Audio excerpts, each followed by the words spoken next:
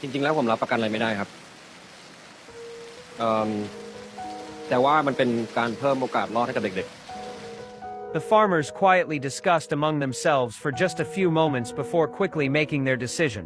เอาเลยเจ้าเปิดละอ่อน ขอบคุณมากครับ ๆขอบคุณครับ By the fifth day, rescue personnel from around the world had reached 1,000 people. Among them were 2 cave diving experts from the British Cave Rescue Council. Upon arrival, they didn't even pause to rest. They immediately suited up and rushed to the scene. Their appearance would change the entire rescue situation.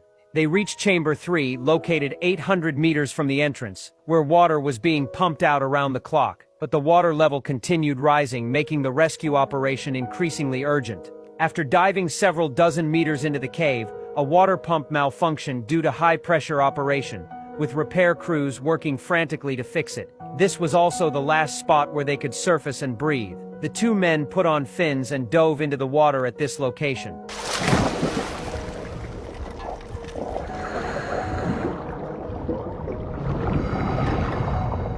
The accumulated water in the cave was extremely murky with almost zero visibility. The underwater dangers far exceeded their imagination. Sharp stalactites were everywhere, threatening to cut them at any moment with serious risk of infection. The terrain was extremely narrow.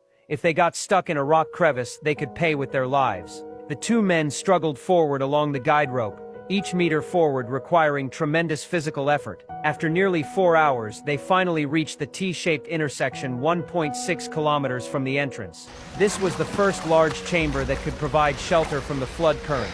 But despite calling out for a long time, they found no sign of the children. They had to continue forward to search for the next chamber. However, just as they set off, part of the mountain collapsed due to flooding.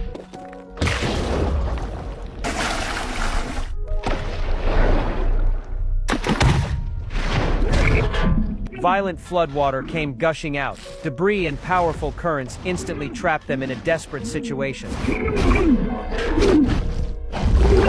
Fortunately, both men were experienced and successfully navigated this crisis. But they understood that the path ahead would be even more dangerous, and they couldn't proceed recklessly.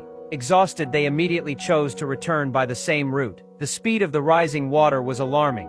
When they returned to the diving point, it was almost completely submerged by floodwater. A maintenance worker was trapped on the rocks above, unable to move. They could only share one set of equipment with him, planning to safely escort him out first and then return for the other person. But cave diving was beyond the capabilities of ordinary people. As soon as they entered the water, the maintenance worker showed signs of distress. Terrifying claustrophobia gradually drove him to lose his